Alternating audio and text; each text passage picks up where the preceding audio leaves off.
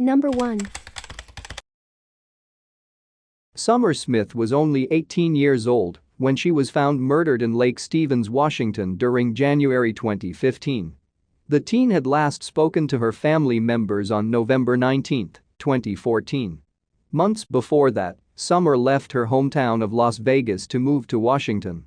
According to her twin sister, Autumn Smith, Summer was struggling with addiction and did not have a steady home in Washington. She reportedly moved around back and forth between Everett, Linwood, and Marysville. During May 2014, a couple reportedly found Summer asleep on their couch inside their Marysville home. A police report was filed, which labeled Summer as a homeless teen. Despite all of this, Summer still frequently kept in touch with her family and friends. After last speaking with her family on November 19, 2014, Summer stopped calling and texting. Her worried mother sent Summer a few texts about 2 weeks later to ask if she was okay. Summer's mother reportedly received replies to the texts, however the replies sound completely out of character. In fact, one of the replies sent demanded Summer's mother to stop sending texts altogether. Any calls made to Summer's phone went straight to voicemail. By December 12, 2014, the phone was either shut off or taken out of service. Summer's remains were found just a few weeks later, in early January 2015. The remains were found by a man hired to clean property located south of the lake in Lake Stevens. While clearing the brush, the man stumbled upon a human skull. The Snohomish police were called, and they began searching the surrounding area.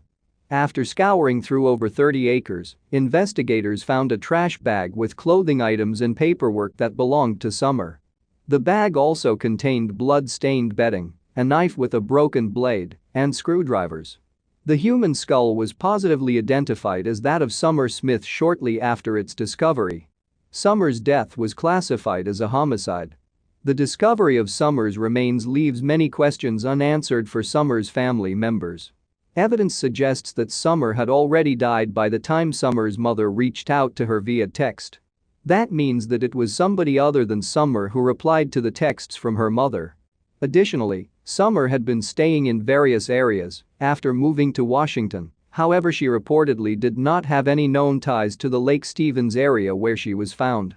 Summer's loved ones believe she was spending time with people who caused her harm after moving to Washington, but at this point, no suspects or persons of interest have been identified in the case. Investigators are asking for anybody in the area with ties to Summer before her death to come forward. If you have any information that could help the investigation, please contact 425-388-3845 to submit an anonymous tip. Number 2. Destiny Alexis Mills was a 20-year-old social butterfly with an outgoing, bubbly personality and charming wit. But on Tuesday, March 24, 2015, Destiny was shot in the chest at the Albright Apartments in Trotwood, Ohio. Her murder has never been solved. Destiny was born on Monday, December 19, 1994, and she grew up in Dayton, Ohio. She loved going to the beach and water parks with her cousin Danielle Jones. Destiny loved heights, but I was afraid of them, Danielle said. She always tried to get me to go, and I would always tell her, no, I'll pass. As a teenager, Destiny attended Northridge High and Wayne High in Ohio. She made the most of her time in school, making good grades to get on the honor roll and making lots of friends. She was the center of attention and had the ability to make anyone feel good about themselves, said Danielle. Everyone who met her loved her. She was a sportaholic, Danielle recalled. Destiny was a competitive child growing up. She first discovered the game of soccer at the age of 3 and would play for most of her life. Of my 5 children, Destiny was the one that wanted to participate in almost every activity, her mother Linda Walker said. She kept me very busy, she laughed. Destiny was on the winning soccer team every year. She worked hard, and her love of the sport was evident. She always dreamed of playing collegiately at the University of Dayton. Destiny's high school coach would often take her to watch the Flyers matches. I miss those moments so much, Linda recalled. The memories I have of that time are the best. Destiny didn't leave all her competitive nature on the soccer pitch. She also ran track, was on the dance team, and was even a cheerleader. There was nothing she wouldn't try, her mother stated. And she did great at everything. Today, the trophies, ribbons, and awards that Destiny earned during her athletic career are still on display in Linda's home. When she wasn't playing sports, Destiny was fascinated with fashion. She was unique in what she wore and could take any piece of clothing and turn it into a fashion creation, Linda stated. Destiny wanted to study fashion design in school and one day produce her own clothing line. She planned on taking classes at Wright State University in Dayton with the hopes to one day reach that dream. The ever-talented Destiny also loved music.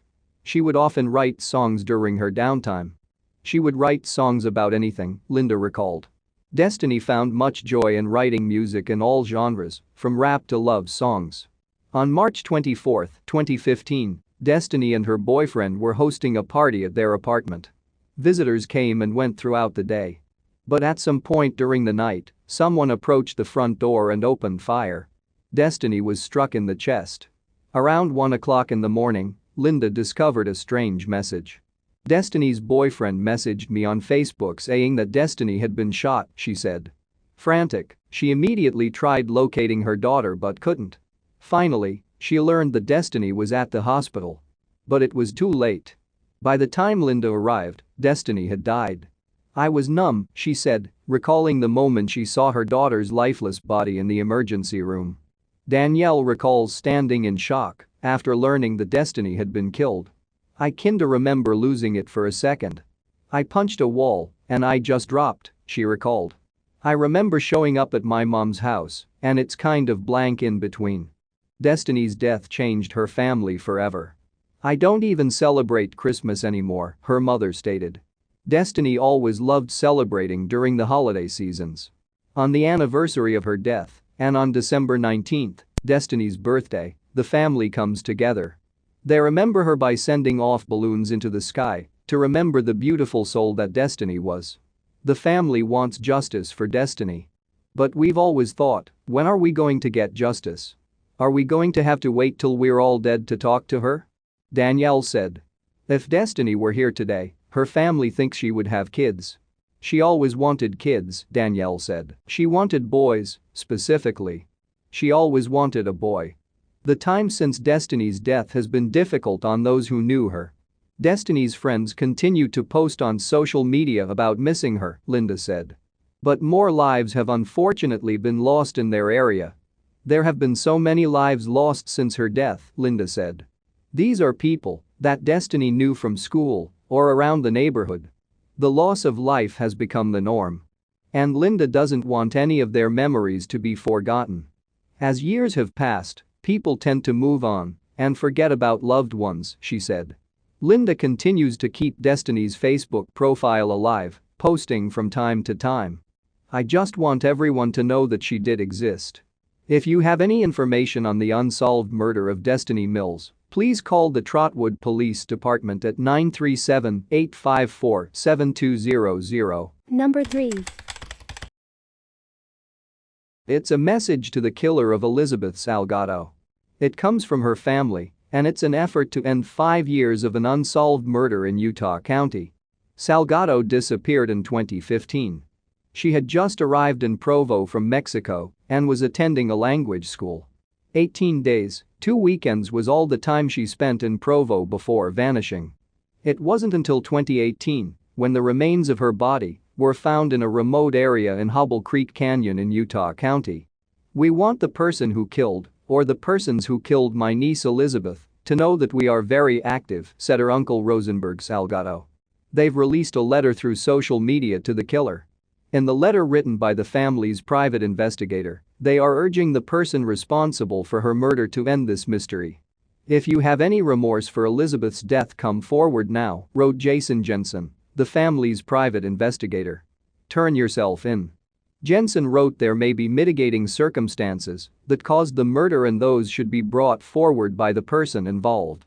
It could mean a difference of a 1 to 15-year sentence or a 25 to life sentence, Jensen wrote in the letter.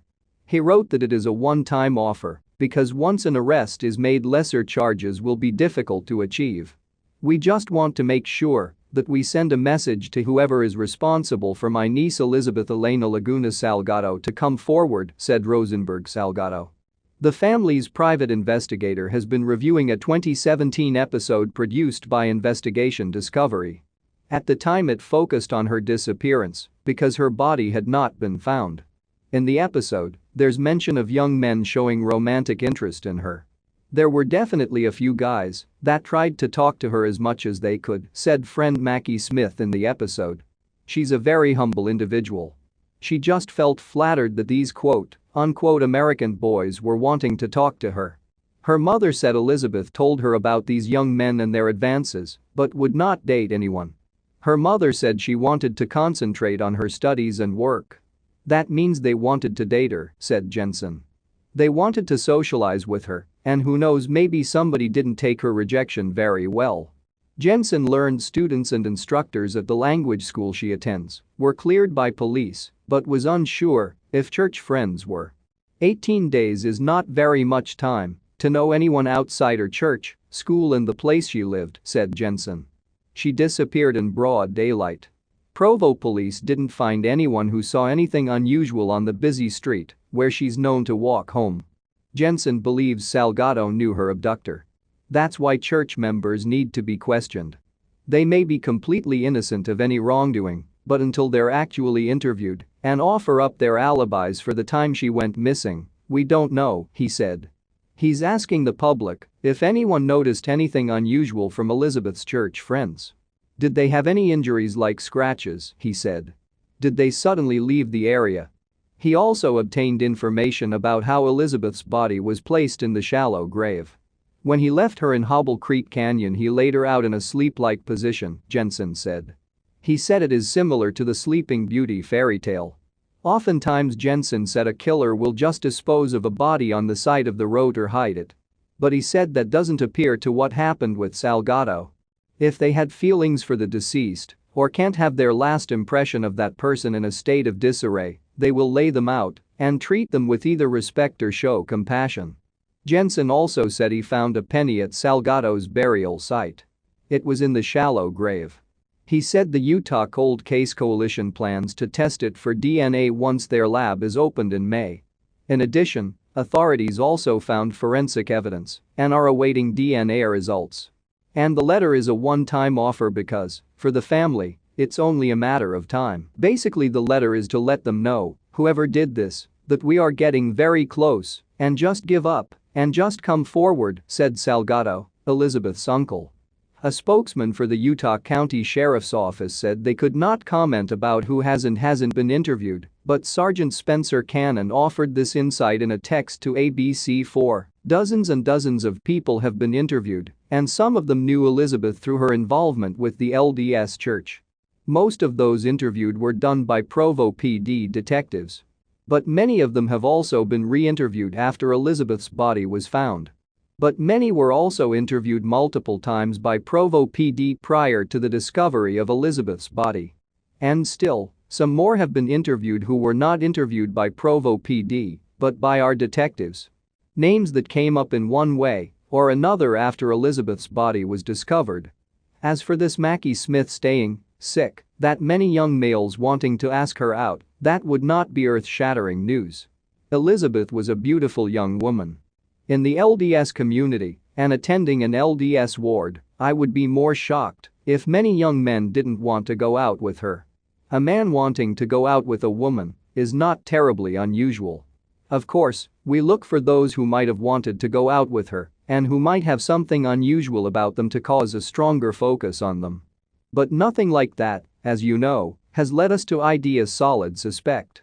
Years passed without any trace of Elizabeth. Then, in 2018, human remains were found in some bushes near Hobble Creek Canyon, 13 miles away from where Elizabeth was last seen. On May 24, 2018, those remains were positively identified as that of Elizabeth Salgado. Very little information about Elizabeth's death has been revealed, but authorities state that Elizabeth was murdered. The investigation is ongoing, but so far no arrests have been made. If you have any information that could help the investigation, please contact the Provo Police at 801-852-6210. Number 4. Betty and Barney Hill are not what comes to mind when you think of a couple in the 1960s. For one, they were an interracial couple at a time in America where that wasn't very customary. Barney was an African American of Ethiopian heritage who had been born in 1922 in Newport News, Virginia, as the youngest of 4 children. As a young man, he enlisted in the United States Army during World War II before being honorably discharged at the end of the conflict. Afterwards, he enrolled at Temple University and would later marry a woman named Ruby Horn, with whom he had 2 children. Eventually, Barney Hill and Ruby would divorce, but Barney would find another love, who he would remarry, a white woman named Betty. Eunice Elizabeth Barrett, usually referred to as Betty, was a couple of years older than Barney, having been born in June of 1919, but was of a similar background. The life she had led was that of a respectable social worker whose work left her as an esteemed member of the community. She had her master's degree in social sciences from the nearby University of New Hampshire and had become the supervisor of her local child welfare department. Barney and Betty would fall in love and throughout the following years would remain so. Even though their coupling would see them go through treacherous territory as far as relationships go, no one would ever question the bond that the two had. The two would move to Betty's native Portsmouth, New Hampshire. There, they lived about an hour north of Boston, Massachusetts, where Barney would commute to every day for work. He found a job as a postal worker, a job that he would hold onto for years. As I stated, the two were well regarded in their community. There wasn't a lot that was unique or quirky about them. Barney served as a member of the local Civil Rights Commission at a time where race relations were a very tumultuous matter. The two might have been shielded by living in one of the most liberal areas of the United States, at the time, at least, but were very involved in the ongoing racial debate. Barney received multiple commendations for his work with the civil rights movement, including being honored for his outstanding service to the community by the governor of New Hampshire. He was even invited to the inauguration of Lyndon Johnson in 1963, just to give credence to his renown in the New England community. Both were also active in their local chapter of the NAACP and were pioneers in their own way, being an interracial couple. In the years since, people have seen all of this as a point in favor of their credibility, while others have seen it as a way to disparage their allegations. The former camp see them as the type of couple that wouldn't want to draw attention to themselves, while the latter view them as a couple that could have been beset by stress not faced by most of the population. Regardless of your thoughts on how being an interracial couple in this era of time could have weighed upon their state of mind, it was at the dawn of fall, in 1961, that the lives of the Hills were reaching a tipping point. From this point forward, there would be no going back to normality for either Barney or Betty. Many articles have questioned Barney's personal health as August bled into September of 1961. A good handful of articles have pointed out that Barney had recently been diagnosed with an ulcer, which led to both him and Betty taking some time off of work. Unfortunately, I can't find a legitimate source for that claim, so I'd offer that knowledge with just a grain of salt. However, the fact that Barney and Betty took a brief vacation to nearby Niagara Falls is without dispute. Both Betty and Barney would get some time off of work and take a brief vacation to the nearby area of Niagara Falls. Roughly 500 miles west of where they were living in Portsmouth, the Hills had decided to drive the distance to the landmark on the US-Canadian border. They took with them their dog, a dachshund named Elsie, who you could find in many photos of the couple online. After staying at Niagara Falls for a day or two, the couple made their way northeast to Montreal, Quebec. It was there that they stayed for another few days. The exact estimates of the trip I couldn't tell you. But on the night of September 19th, the Hills began making their journey back to the real world. That evening, they stopped at a restaurant in Ulbrook, New Hampshire, and then got back on the road for the last leg of their trip home. Then, their idea of what was real or not was turned on its head forever. The following is audio from Barney Hill's hypnosis tape, taken in 1964. This audio is taken straight from that hypnosis session Barney Hill would undergo with noted psychiatrist Dr. Benjamin Simon in January of 1964. As a publisher's note, I do have to add that I edited it just a tad, taking out some of the pauses for the sake of brevity, but the audio itself is Hill's alleged subconscious mind explaining what happened on the night in question. According to his statements, along with what has been said by his wife, Betty, in the years since, the couple were driving along US Route 3 on their way back from Montreal. They were approaching the New Hampshire town known as Indian Head when they spotted a bright light in the sky. This is from an interview with Betty Hill, conducted in 1999, almost 40 years later. Betty, who had been fascinated by the stars and the heavens, along with the United States' growing fascinations with flying saucers, began to speculate about what it may be. Barney, a former Army vet that had served in World War II, wasn't as huge of a fan of this predicament as his wife. According to both Betty and Barney, the craft in the sky began to follow them as they drove along the highway. They would recall passing a handful of vehicles throughout the night, but don't remember any other midnight passengers as they headed along this lone, desolate highway. What I'm about to play for you is Barney's recollection of the same events. Regardless of your thoughts on whether or not the story is legitimate, you cannot deny that Barney was traumatized by this memory. What you can tell from the audio is the different way that both Betty and Barney remember the event in question. To Betty, decades after the fact, it seems almost like a whimsical adventure. But Barney, whose hypnosis session was conducted just a couple of years after the evening of September 19, 1961, remembers the alleged encounter with extraterrestrial life with a terrifying recollection. For both Betty and Barney Hill, this was just the beginning of a tale that would go on to dominate the rest of their lives. After being followed by the bright lights for miles, 30 or so by Betty's later recollections, the couple pulled over just outside of Indian Head, New Hampshire. There, they recalled encountering the inhabitants of the odd craft, whom they both considered men of odd variations. However, at this point, their memory gets murky. They recalled looking at the strange men, who looked alien-like and wore odd glossy black suits, but their memory began to fade. Beeps and shrill whistles dominated their senses, and before long, hours had passed.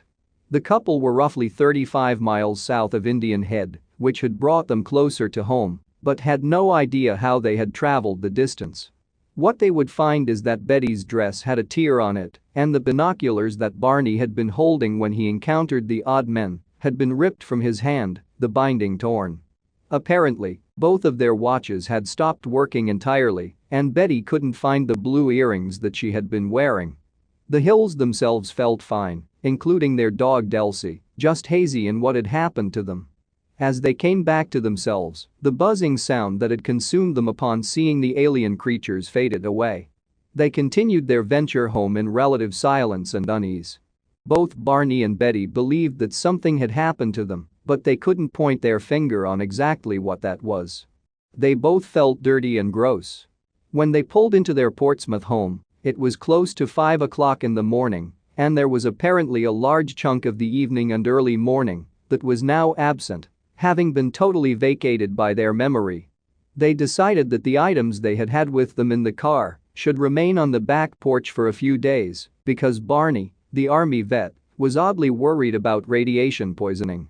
Troubling, as well, were a handful of small circular metallic spots on the trunk of the couple's 1957 Chevy Bel Air. These had apparently not been there beforehand and didn't look like anything that could be caused by an accident. Betty, who had noticed a tear on her dress, also discovered some pink powder on the surface of it.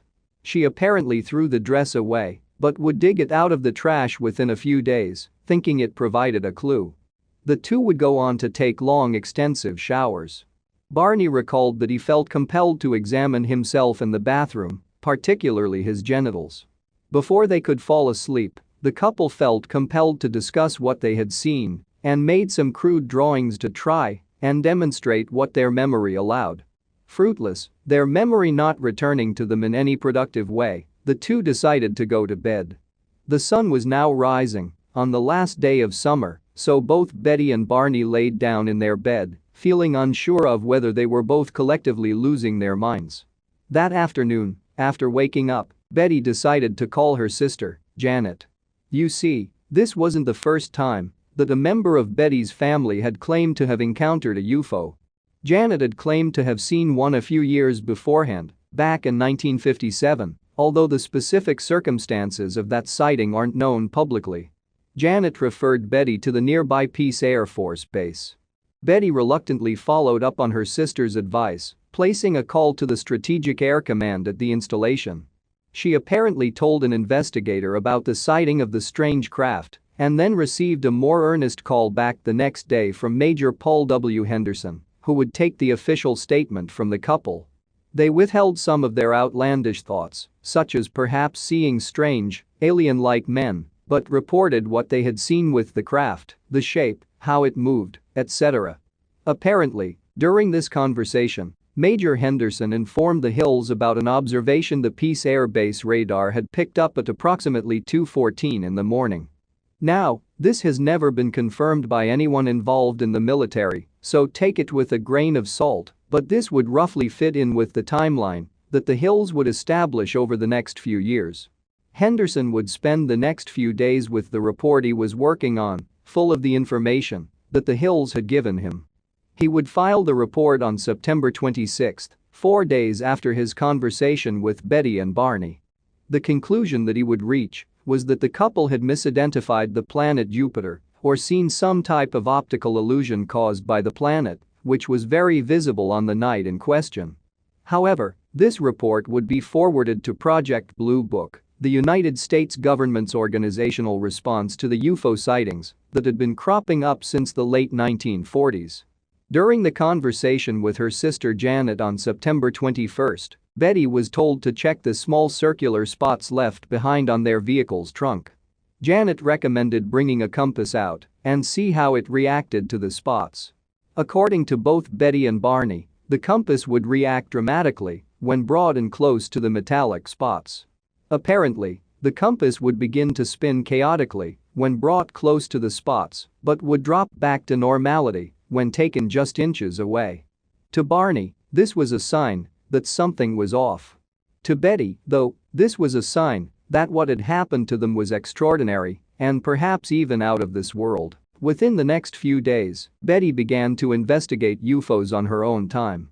She would travel to the nearby Portsmouth Library and began reading up on flying saucers and the claims people had levied at them. One of the books she discovered, titled Flying Saucers Are Real, had been written by a former Marine Corps naval aviator named Donald Kehoe, who had published books about UFOs and now gone to co-found NICAP, also known as the National Investigations Committee on Aerial Phenomena. The book Betty found was based on the idea that UFOs had been visiting Earth for some time, perhaps centuries, but had now started to increase their observations based on humanity's nuclear technology.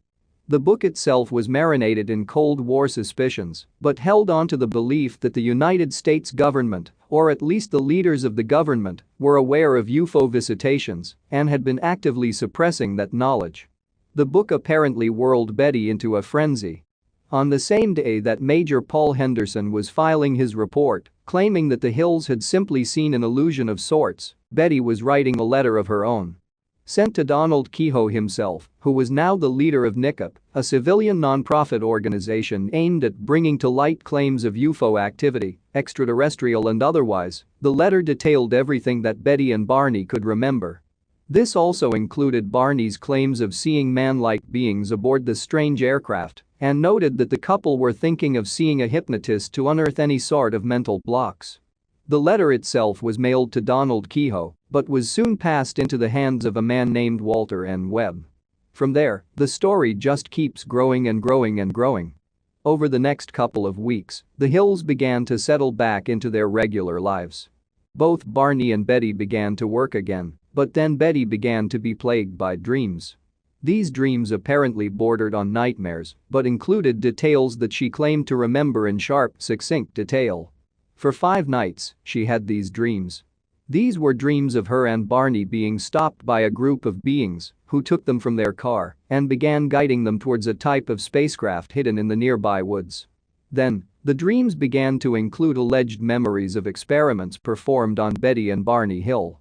Here's Betty's description of the encounter, taken from an interview in the 1970s. According to Betty and the alleged memories retained within her dreams, they had been abducted by the aliens from the car and were forced into a series of tests. Apparently, Barney went through the encounter in a comatose state, while she claims to have been awake throughout most of it. These tests were mostly physical examinations, where the aliens from Betty's dreams performed experiments on their nervous systems with tiny little prods that grazed the skin. As you heard, the aliens were surprised by Barney's teeth, which he had lost in World War II after getting hit with a shock wave from a grenade. He had been wearing dentures, which apparently intrigued the alien beings. How Betty was able to remember this in a series of dreams spanning 5 nights is anyone's guess. Many have alleged that she recalled remembering these events after doing an extensive amount of research into unidentified flying objects. But I should note that while sightings of flying saucers were becoming commonplace all over America and even the world, this was one of the very first times that anyone had allegedly been abducted. If there were stories of people being abducted at the time, they weren't very well known, at least not enough for Betty to hear about them in popular culture. Now, it's easy for us to pinpoint stories like the Hills and poke fun at it, but at the time, UFO abduction tall tales hadn't entered the American zeitgeist. Just wanted to mention that because one of the biggest arguments against the Hills having been abducted is that they wanted publicity, but in actuality, they worked against it for at least the first few years of the story. Now, that doesn't change the fact that Betty began to recall more of the events of their abduction the further out from the event. That is simply not how memory works, but there is still plenty left of the story to tell before I begin spouting off my opinions as gospel. Mitchell N. Webb was a young man who had graduated from Mount Union College in 1954 with a degree in biology. However, he himself had a history with unidentified flying objects. In 1951, while serving as a teenage camp counselor in Michigan, Webb had witnessed an odd moving object flying in the sky above. He had become enamored with the subject, and by the time he graduated with a biology degree, he immediately went to work in the field of astronomy. His tutor, Dr. J. Allen Hynek, is one of the most prominent astrophysicists and ufologists of all time. He had served as the scientific advisor to Project Blue Book since its inception in 1952 and had even advised for its predecessors, Project Grudge and Project Sign. While serving as a scientific advisor for Blue Book, he was also working as the lead for the Smithsonian Astrophysical Observatory's optical satellite tracking program. Webb would work under Dr. Hynek from 1957 to 1958, at which time his career path was established. He would then begin working for the Charles Hayden Planetarium in Boston shortly afterwards, where he volunteered his time for NICAP, the non-profit organization co-founded by Donald Keyhoe that investigated UFO phenomenon. It was here that Webb enters the story. He was a young aspiring astronomer that was handed the letter Betty Hill had handwritten, full of details alleging contact with an alien race, missing memories, and a promise of hypnosis to discover the supposed truth. Webb contacted the Hills and arranged an interview to take place in October. When they finally met, on October 21, 1961, an entire month had transpired since the alleged UFO sighting, and Betty's memory seemed to be getting better and better with every passing day. During this infamous interview, which spanned nearly 6 hours, the Hills recounted every detail imaginable. From the drive home, to the extraordinary craft flying in the sky, to Betty's recollection of their abduction, it was all detailed in Webb's NICAP report, which totaled in at over 60 pages when it was finalized in 1965. In his reports, Webb insisted that what the Hills were saying seemed to be genuine. He noted that they had some inconsistencies when it came to specific points, such as the exact time that something happened or the exact location they were at when they first saw the craft, that kind of stuff. However, he genuinely believed them and took an open mind to their story. Also deciding to believe in the Hills' story was an old friend of Barney's, Major James McDonald of the United States Air Force. The two had been friends for some time, and McDonald came to the support of the Hills when other writers came to interview them for their story. At this point, the story had started to make the rounds outside of their inner circle and had put the Hill couple on the map, so to speak. Mitchell N. Webb's initial report found its way to other NICAP members who became fascinated with the case. In November, 2 more members of NICAP came to speak to them, interviewing them about the inconsistencies in their story. Their biggest gripe with the Hills was the block of missing time from their story, roughly 3 hours worth. However, the Hills agreed with them and insisted that they wanted to learn. This is when the idea of hypnosis began to seriously get floated to the couple, and they began to look for someone who could dislodge any memories from their subconscious. Things began to look rather grim for poor Barney. While Betty was in supposed anguish with the content of her dreams, Barney was struggling with demons of his own. Having long been sober, Barney began to drink again. It had been over a decade since he had had an alcohol problem, but his growing anxiety at something urged him to pick up the habit once again. He was becoming anxious, withdrawn, and some would say depressed. His work shift, which he had once enjoyed, now filled him with unease. According to Betty, he was driving an hour each way, 5 or 6 times a week, down to Boston to work the midnight shift as a postal worker.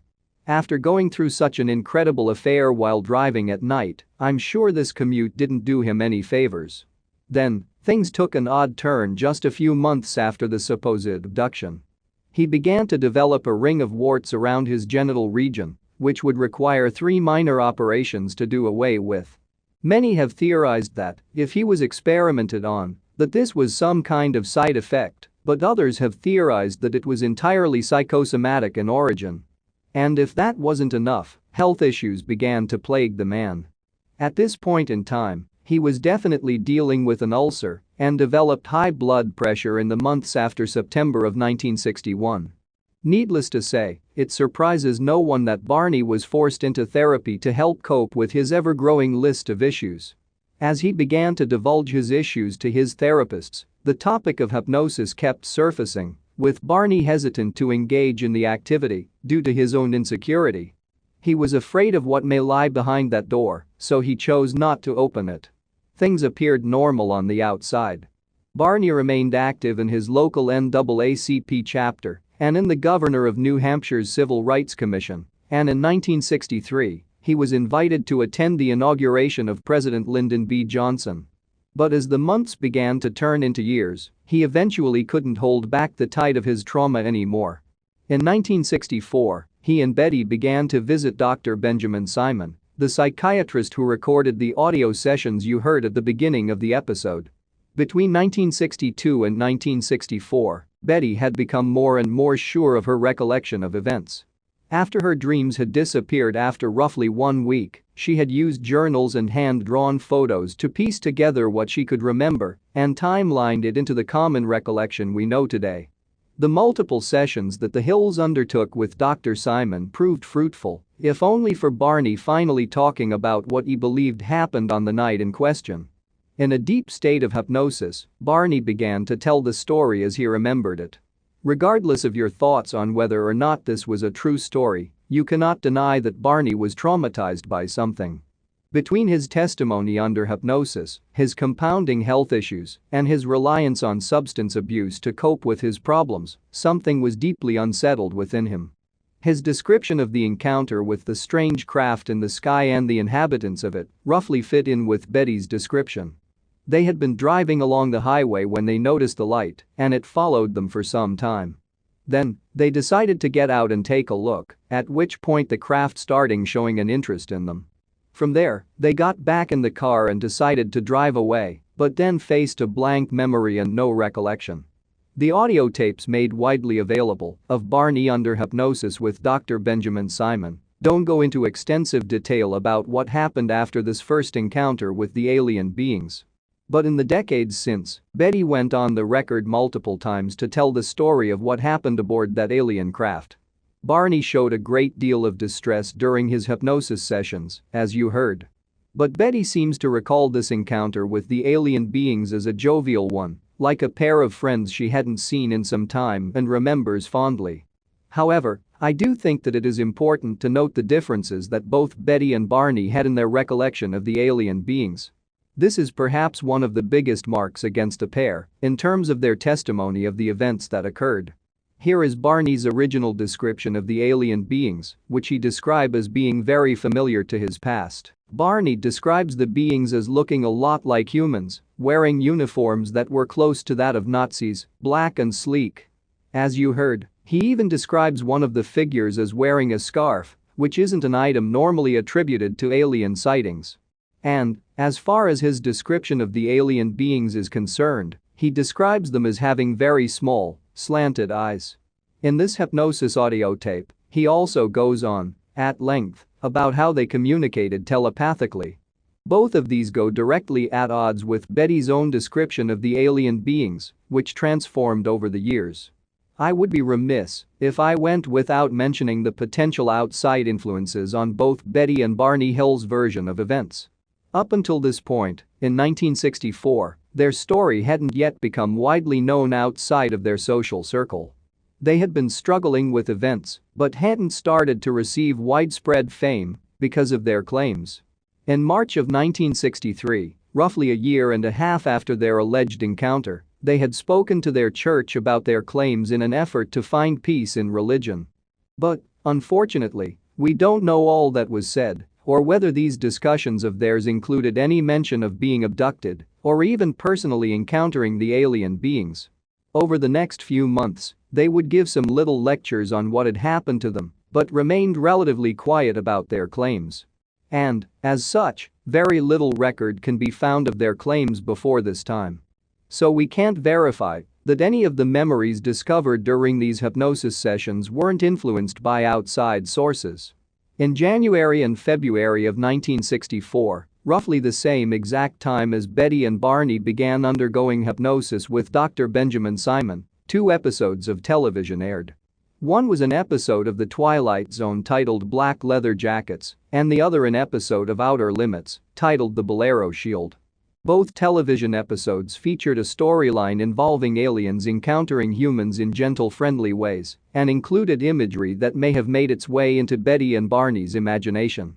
I just mention this because I personally don't know what to think of the Hills' testimony. Many of the therapists that the pair had seen before Dr. Simon agreed that the couple had indeed gone through something dramatic.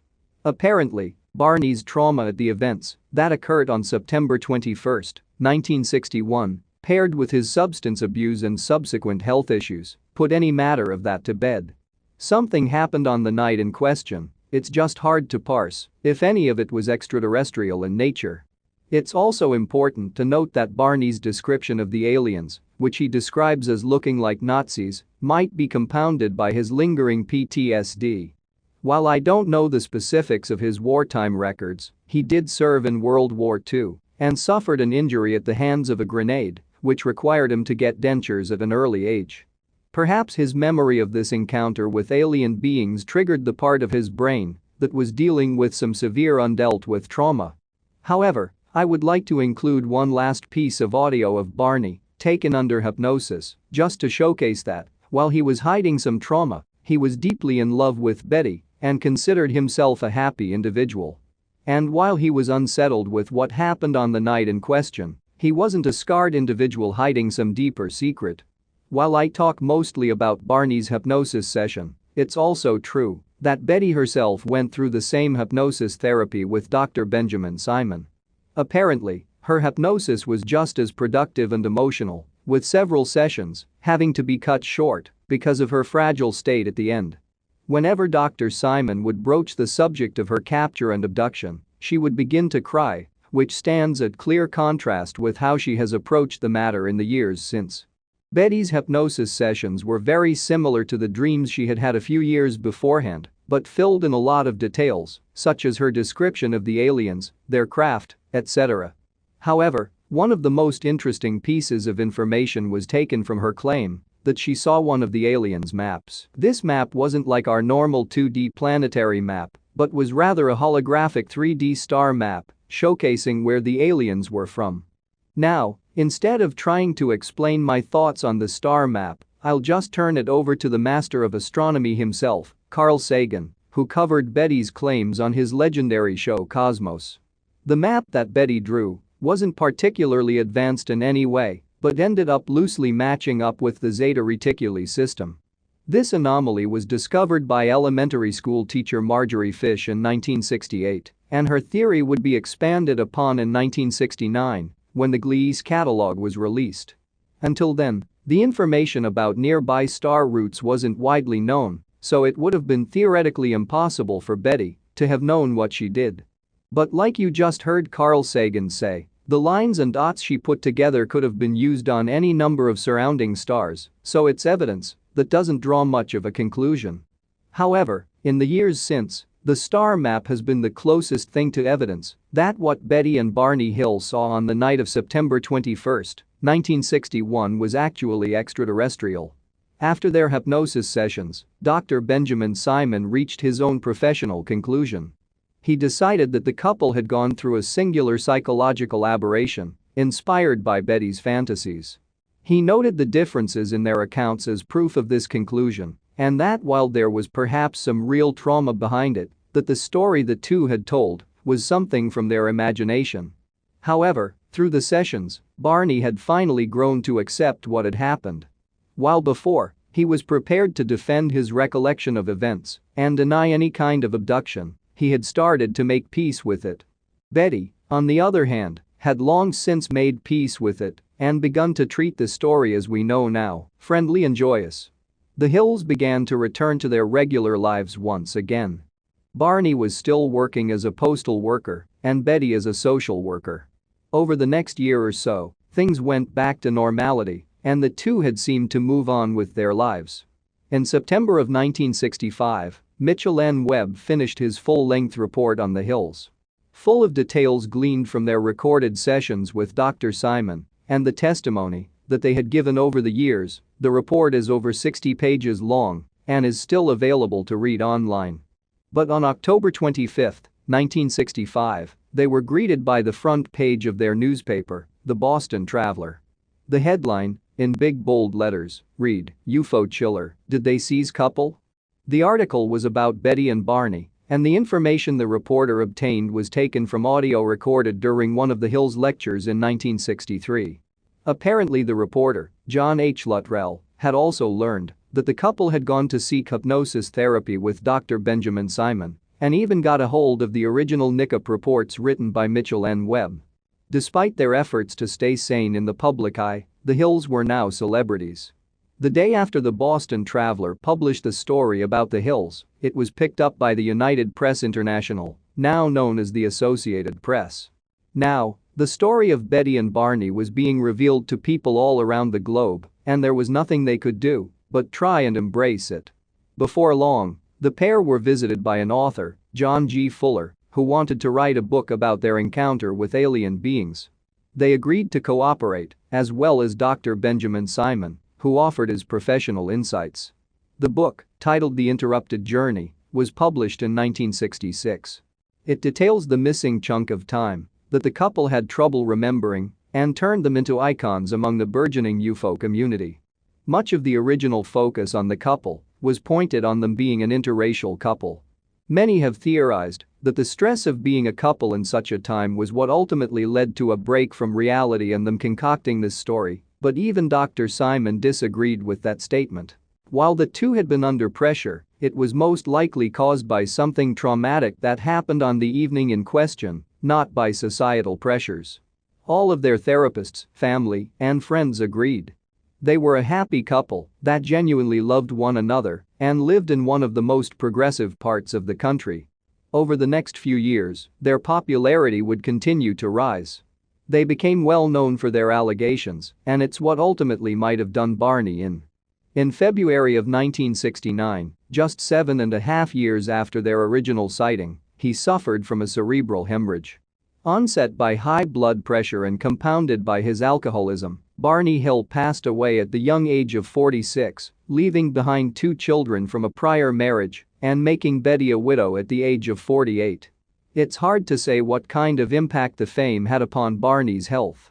Many have attributed the UFO sighting to his decline in health, but it's also been pointed out that his health issues may have started before fall of 1961. However, Betty herself would never remarry. She described the love that she and Barney had as something permanent, something that she would never be able to break free from. And while she may have gone into seclusion to live out the last half of her life in peace, she remained at the forefront of the UFO movement, cementing her legacy as a peculiar individual. She would attend UFO conventions, speak out in defense of UFO sightings, while also tearing down stories as obviously false, and would become known forever as the grandmother of ufology.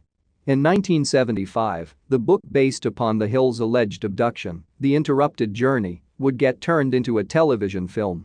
Starring James Earl Jones and Estelle Parsons, the movie was called The UFO Incident and aired close to 14 years after the original sighting. Many have gone on to theorize what happened to the Hills on September 21, 1961. While some point out flaws in the story to paint the Hills as crazy people hellbent on popularity, others point to arguments that may work in their favor. Peace Air Force Base, the nearby military installation that was originally contacted by Betty on September 22, did write up a report and declare the matter closed just a few days later. However, Betty continuously claimed that the major she spoke to, Paul W. Henderson, confirmed her suspicions by saying that radar picked up something on the evening they were abducted. In some stories, I've read that the radar pinged twice. Once roughly 7 hours before their abduction, and once 2 hours after. However, it is true that the case was forwarded to Project Blue Book, which, as I stated, was a real governmental program aimed at identifying UFO activity. Also, Betty would continue to claim that the information obtained by the Air Force that night pertaining to their abduction had been classified and gone unreleased for decades. Obviously, I have no way to know if this is true, but it is interesting to note. Also, I found this pretty unique. The 509th Bomb Wing, which was restationed to Peace Air Force Base in 1958, had previously been located in Roswell, New Mexico. In 1990, the 509th Bomb Wing was moved to Whiteman Air Force Base in Missouri, and now Missouri has become one of the biggest hotbeds for alleged UFO sightings in America. Betty herself remained a lightning rod for controversy over the next few decades, painting herself as an icon for the UFO community. She never shied away from her claims, in fact diluting them with many more. She would continue to see UFOs dozens of times over the rest of her life, eventually earning herself a reputation as a crazy old lady. Over the years, many have coined her as the driving force behind the Hills' claim of abduction. People have theorized that Barney, who was shying away from some personal trauma, was influenced by Betty's persistent claims of UFO abductions and simply went along with it. While some would call that weak-minded, it's important to note that eyewitness testimony isn't relied upon by police investigators because the mind is so easily influenced by outside sources. Perhaps Barney refused to believe Betty, but her persistent claims eventually found their way into his mind in certain ways. It's definitely possible that the two had lived through a type of shared trauma and had gone with Betty's imagination as a coping mechanism. Or, perhaps, they made it all up. It's impossible to know their motivations for sure, really. Because the story is too outlandish for our minds to perceive that it actually happened the way that they claimed. However, Betty did have a history of UFO stories. I noted earlier in the episode that her sister, Janet, had claimed to have been seen a UFO in the 1950s, and Betty seemed to have an interest in the subject before her alleged abduction. Even in the years since, her niece, Kathleen Martin, has continued to vouch for her aunt and uncle's story, publishing a book and multiple blogs online in support of their credibility. Sadly, Betty Hill passed away of cancer in October of 2004. Over the years, UFO believers have tried to support the story that the Hills told and tried to back it up with evidence. The star map, pointing to Zeta Reticuli, remains the most solid piece of evidence, but even that is flawed. The dress that Betty had been wearing, which she claimed had been covered in a pink powder, was tested decades after the fact. The test results came back inconclusive, stating that the dress contained evidence of some kind of protein, none of which matched up with the Hills' DNA. The story has remained a staple among UFO supporters and skeptics, but few can deny the impact it had upon American culture. It immediately brought about dozens, if not hundreds, of copycat stories and people claiming anal probes from aliens above. There now exist markers along the New Hampshire highways where the alleged abduction happened, and a collection of the case's UFO materials reside at the University of New Hampshire, Betty's alma mater. Regardless of the story's merit, whether aliens and UFOs were actually spotted that night, what happened to Betty and Barney Hill on September 21, 1961 remains unresolved. Number 5. Princess Hosang, 26, mysteriously vanished in Lake Park, Florida on September 25, 2015. Days later, her body was found in a field behind a local church. Before her death, Princess and her 3 children were living in Lake Park with Princess's mother, Patricia Carruthers. Patricia first noticed something was wrong on the morning of Saturday, September 25, when she went outside to water the grass. At the end of the driveway, Patricia found Princess's cell phone laying on the ground. Patricia then went inside to check Princess's bedroom. All of Princess's personal belongings were there, but Princess herself was nowhere to be found. It appeared that Princess had vanished overnight. She was reported missing shortly thereafter. Both Princess's family members and investigators spent the following days searching and distributing missing persons flyers. On September 30, 2015, investigators were searching and distributing flyers near a church on the 900 block of Roan Lane when they found human remains in a field behind the building. Those remains were later identified as that of Princess Hosang. She was found just 2 blocks away from her home. A cause of death has never been publicly revealed, however, her manner of death was classified as a homicide. To this day, no arrests have been made in the case, however, there are few potential persons of interest. According to Patricia, Princess was dealing with a stalker in the months leading up to her death.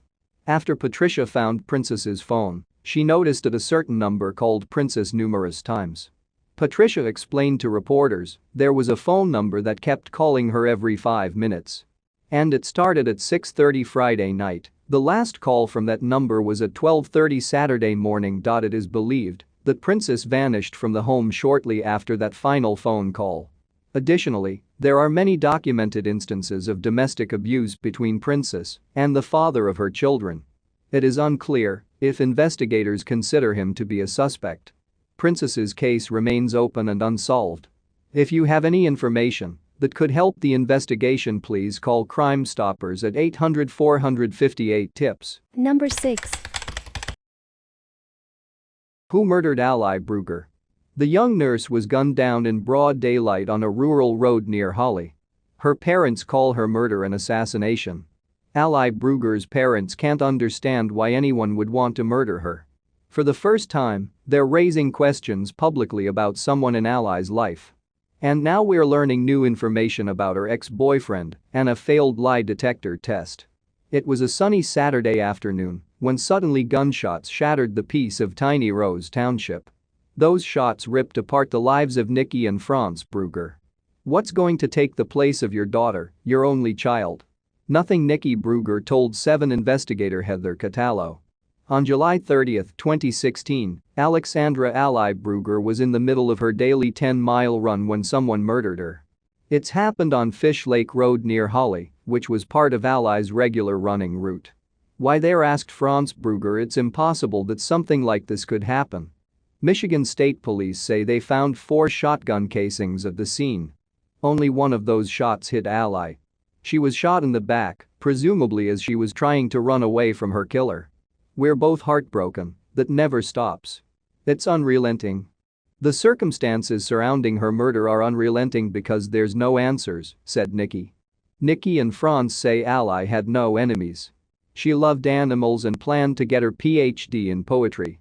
To fund her dream of becoming a writer, the 31-year-old worked long hours as a nurse at Providence Park Hospital in Novi. That's where she met her ex-boyfriend Wes Sutherland, who also works there. We have spoken with Wes. We've interviewed him a couple of times now. He's a suspect in this incident, said Michigan State Police First Lieutenant Michael Shaw. But Lieutenant Shaw says Sutherland is not the only suspect. Unfortunately, unless you rule people out or have a very solid alibi, everybody's a suspect. Including mom and dad right now, said Lieutenant Shaw. Lieutenant Shaw says detectives are looking at 3 possible scenarios.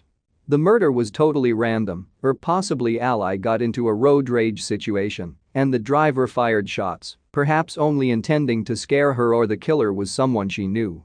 Sources tell the 7 investigators that Sutherland took 2 lie detector tests for police. The 31-year-old from Wixom spoke to Crime Watch Daily's Chris Hansen about those polygraphs. "What were the results?" asked Hansen. "They said that the first one was inconclusive. And then they said I failed the second one," said Sutherland. "And they specifically asked you, did you kill Ally? How do you explain the fact that you failed the polygraph test when you're asked did you kill her?" asked Hansen. "I don't believe I failed. I believe it was an intimidation tactic," said Sutherland, who says he was home alone at the time of Ally's murder. "It hurts to love someone as much as I loved Ally, and to have people look at you that way is extremely painful," said Sutherland. "Did you kill Ally?" asked Hansen. "Absolutely not," said Sutherland. Nikki Brueger says she and her husband only met Sutherland one time during Ally's 2-year relationship with him. Sutherland is now trying to suggest Ally's father is the killer. "You think that her parents are capable of killing her?" asked Hansen. "I think that her father could be, yeah. The relationship that she had with her father was not good," said Sutherland. The Bruegers deny that and call that allegation absurd and painful. "I am her mother whether she's here in the flesh or in the spirit. That never goes away, and I have a huge hole that will never be filled without her. And he doesn't know this, his loss is not the same," said Nikki. They also question why Sutherland is so quick to blame them. "He acts almost like O.J. Simpson, saying I'm going to spend my money, I'm going to look for the killer myself," said France. I'm hoping not, that he's involved. But you never know." A year and a half after the murder, police and Ally's family are asking anyone who saw anything to please speak up. "The criminal always tells somebody," said F. Lieutenant Shaw. "So if the killer told somebody, and they knew about it, you don't even have to give us your name. You just have to give us that last little tiny piece that will put this whole puzzle together, and we'll take care of the rest. What if it was your child? What if it was your grandchild? What if it was your sibling? What if it was your parent? If this can happen to us, it can happen to anyone," said Nikki. "Do some soul searching and ask, did I miss something? Did I hear something?" said France. "Just say something that you noticed. That's the only thing, the only hope we have." On Tuesday, March 6, 2018, Crime Watch Daily will have much more from Wes Sutherland and new information about this case. That show airs at 4 p.m. on TV20 Detroit. Crime Stoppers and the ATF are still offering a reward of $13,500. Ally's murder is still actively being investigated. If you have any information that could help, please report it by calling 1-855-MITCH-TIP. Number 7. 27-year-old Ashley Brown seemingly vanished during a party on December 18, 2016. 9 months prior, Ashley moved to Nashville, Tennessee, and began to work as a surgical technician at a hospital. The night she was last seen, Ashley and a few friends decided to celebrate both Christmas and Ashley's upcoming 28th birthday at a bar called Santa's in downtown Nashville. Afterwards, Ashley and her friends took an Uber to an apartment near Vanderbilt University for an after-party. At some point while at the apartment, Ashley vanished and was never seen alive by her friends and family again. Ashley always kept in touch with her family members, so her sister Heather grew quite worried after she did not hear from Ashley for over a day. Heather called their stepmother to let her know that she had not heard from Ashley, and the stepmother called a friend of Ashley's who was at the party with her that night. Said friend was helping with the post-party cleanup when it was discovered that Ashley's purse, wallet, and keys were still at the apartment. Ashley's family members were deeply concerned by this and reported her missing to the Nashville Police Department later that day.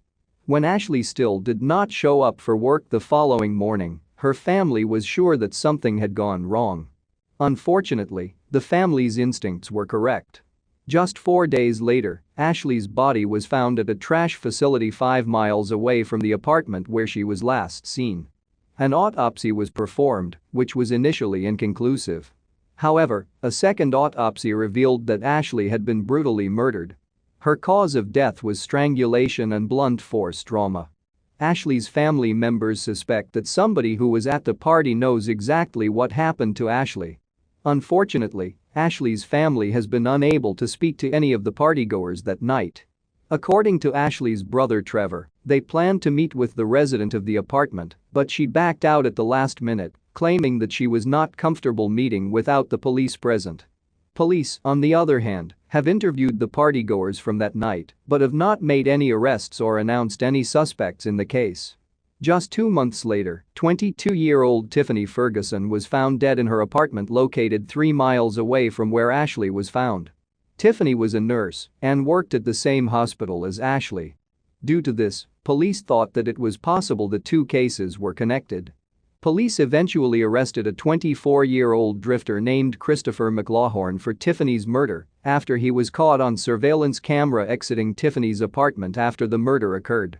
Many believed there was a serial offender at hand, however, an extensive investigation determined that Ashley and Tiffany's cases were not connected.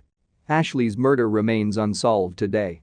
There may be a cash reward for anyone who provides information leading to Ashley's killer.